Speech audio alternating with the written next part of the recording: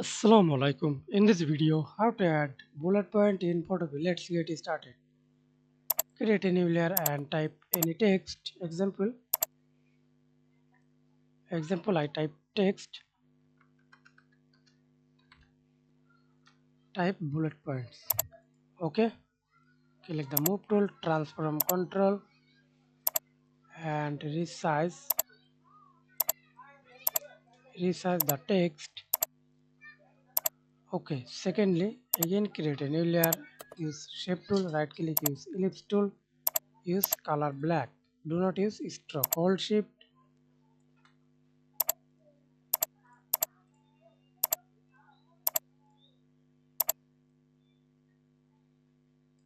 Hold Control, select the text layer, use alignment middle.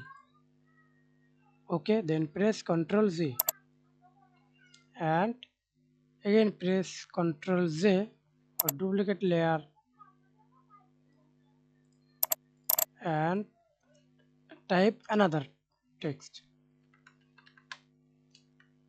That's it. Thanks for watching video. Please subscribe to my channel, like, comment, share.